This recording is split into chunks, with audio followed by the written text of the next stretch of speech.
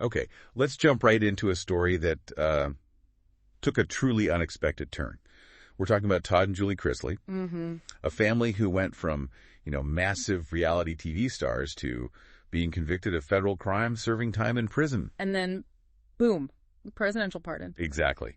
It's certainly an arc you don't see every day. No, definitely not. Their journey is just full of these surprising twists, isn't it? Absolutely. And that's what we're diving into today. This deep dive, well, it pulls together the key details and perspectives we found in various news reports, online discussions, just trying to piece together this whole saga. Right. And our mission here is pretty clear. We want to trace their path. The fame, the legal issues they faced, and then really explore the factors, the reactions surrounding this presidential pardon. Strictly based on what the sources provide. We're not adding our own opinions here. Definitely not. Just laying out what's reported. So let's start before all the legal drama. For a long time, the Chrisleys, particularly Todd and Julie, they were the face of this seemingly picture-perfect, affluent Southern lifestyle. On their show, Chrisley Knows Best, that started way back in 2014. Yeah, 2014. And the show was really built around showcasing their, luxurious life and, of course, the family dynamics, often dramatic. Very often. And it was popular enough for a spin-off. That's right. Growing Up Chrisley started in 2019, focused on the kids, Chase and Savannah. They really seem to be riding high. And what's interesting, according to the sources, is that even just before their trial actually began, they still had plans in the works. A new dating series, Todd was set to host Love Limo, I think it was called. Love Limo, yeah. And both Chrisley Knows Best and Growing Up Chrisley had apparently been renewed. Yeah. Right before the trial started. It paints a picture of, continued success, business as usual almost. But here's where that public image just took a massive turn. Things changed significantly in August 2019. Right. That's when the initial federal indictment came down. Multiple serious charges. Like what specifically? Tax evasion, wire fraud, conspiracy. And the sources note a new indictment was filed later, sort of solidifying the charges they'd ultimately face. Which led to the trial in Atlanta. And they were found guilty in June of 2022. Guilty. And the sources are quite specific about the convictions. For both Todd and Julie, it was conspiracy to commit bank fraud, actual bank fraud, conspiracy to defraud the United States, and tax fraud. Okay, so 4 counts for both of them there. Yes, but Julie also faced additional convictions for wire fraud and obstruction of justice. Obstruction of justice, too. Okay, so the core of what they were actually convicted for, according to these sources, it centered on orchestrating this huge bank fraud scheme. Yeah. Multi-million dollars. Exactly. The conviction was for conspiring to essentially trick community banks, getting over $30 million in fraudulent loans. $30 million? How? Well, the conviction states it involved submitting false documents to get those loans approved and also actively working to avoid paying their taxes. Okay, so after the conviction, obviously, the focus shifts. Sentencing. And the government's recommendations, the sources say, were pretty severe. They really were. The prosecution pushed for substantial prison time. They suggested a range 17 to 22 years for Todd and 10 to 13 years for Julie. And the sentencing memorandum they filed, it reportedly stressed how serious the crimes were. And something else, too. Yeah, it also noted what they saw as the Chrisleys' lack of remorse, pointing out apparently that they kept blaming others for their own actions. But the actual sentences handed down were less than that recommendation, though still significant. Right. Todd received 12 years in prison, and Julie was sentenced to 7 years. Now, the sources do mention these sentences were later reduced slightly. Okay.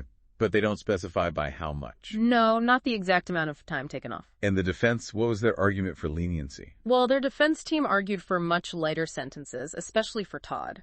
His attorney asked for, limited incarceration, then supervised release and restitution. On what grounds? They cited Todd's age. He was 54 at the time, and his own medical conditions. They also brought up family health issues. His father had died of liver disease. His brother was battling throat cancer. His mother fighting bladder cancer. Sort of painting a picture of family hardship. Got it. So they began serving their time. Todd went to federal prison in Pensacola, Florida. And Julie to the Federal Medical Center in Lexington, Kentucky, a medical facility. Right. And during this period, their daughter, Savannah, she became really vocal, didn't she? Extremely vocal, a big advocate for them. She spoke out a lot about what she called inhumane treatment inside the prison system. And the sources mentioned Todd himself might have spoken out? Yeah, reportedly he called a reporter from prison to talk about the conditions he was facing. And it's quite striking, based on the sources, that Todd and Julie apparently hadn't seen each other for 2.5 years while they were incarcerated. 2.5 years, that's a long time. It is. And then, seemingly out of nowhere, this announcement. President Donald Trump announced on a Tuesday he planned to pardon them. Just like that. And the sources give us a pretty vivid picture of how the Chrisleys found out. President Trump actually called their daughter, Savannah, directly. Called Savannah. Yep, that Tuesday morning, to tell her the news. Their son, Chase, was apparently on the call too. Wow. Can you imagine getting a call like that? What did he say, according to the sources? Well, he reportedly described their situation as a terrible thing, but said their freedom was a great thing. He told them he hoped to get the pardon finalized by tomorrow. By the next day. That's fast. Seemingly. He also reportedly told Savannah and Chase to wish their parents a good life, congratulated them, and he specifically said he felt they'd received pretty harsh treatment and that this should not have happened. His words, according to the reports. That's Savannah's reaction. She shared it publicly, right? She did. Posted a video, clearly in shock, but also expressing immense gratitude. She said she couldn't believe it was real, called herself forever grateful to President Trump and his administration. He echoed that, expressed gratitude to God, President Trump, the administration, saying he was beyond thankful to finally have my parents back home. So the pardon happens. What does that mean legally? Their lawyer commented on this. Yes, Alex Little, their lawyer. He started the pardon essentially wipes away the case entirely. Yeah. Legally speaking, it's as if the conviction never happened. Just gone. Wiped clean. Okay. Now, this is where it gets really interesting, maybe complicated, because the sources present a whole range of alleged reasons and perspectives about why this pardon happened and, what it signifies to different people. Absolutely. It's definitely not a simple picture. So on one side, you have the claims coming from the Chrisleys themselves and their legal team. Right. Their lawyer stated they sought the pardon based on claims of serious misconduct by the government. Misconduct like what? Things like an alleged illegal raid, reliance on supposedly tainted evidence, and accusations that a key witness gave false testimony during the trial. Pretty serious allegations against the prosecution. And their legal team also argued something else, didn't they? About why they might have been prosecuted in the first place. Yes. They put forward the argument that the Chrisleys were targeted, specifically because of their, quote, conservative values and high profile. They claimed the whole prosecution was, again quoting, tainted by multiple constitutional violations and political bias. And Savannah Chrisley has publicly backed this view. Very much so. She publicly thanked President Trump for, in her words, standing up against political prosecutions and fighting for families like hers. She even spoke about it at the 2024 Republican National Convention. What did she say there? She described the Department of Justice as broken, really leaning into that narrative of political targeting. Okay, so that's one perspective, strongly articulated by the family and their team.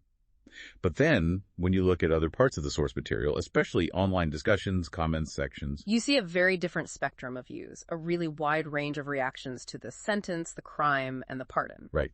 So what were some of those other viewpoints? Well, some commenters, for instance, felt that maybe the sentence length was excessive compared to punishments for other types of crimes.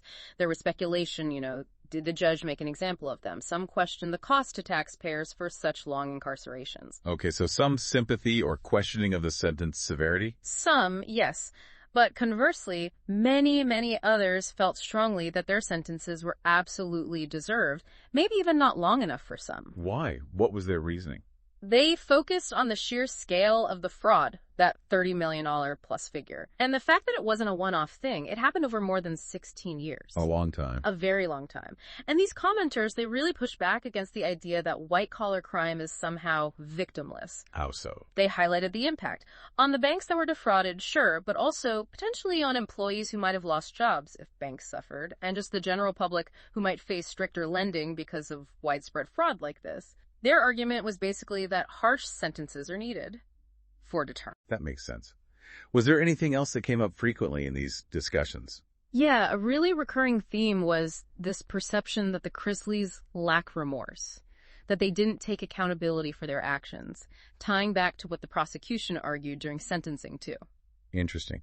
And any comments specifically about the pardon itself, beyond just the Chrisleys case? Oh, yes. Some online comments definitely raised questions about the pardon being politically motivated. One commenter, for example, speculated, and this is a direct quote from the source material, if they loved Democrats, they would have gotten a smaller sentence. Okay, so suggestions of political influence there. And it's crucial we stress these are all perspectives found within the source material. We're just reporting the range of reactions. Exactly. Reflecting the diverse and sometimes very pointed public discussion around this whole thing, we're not endorsing any specific view. Right, so regardless of all these varying perspectives, the claims, the counterclaims, the sources confirm the ultimate outcome. Yes. Both Todd and Julie were released from prison after serving about 2.5 years of their sentences. Todd was released from Pensacola, Florida.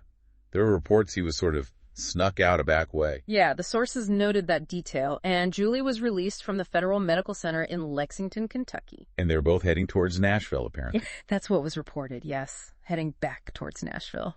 So that's the saga, laid out based on the sources we have.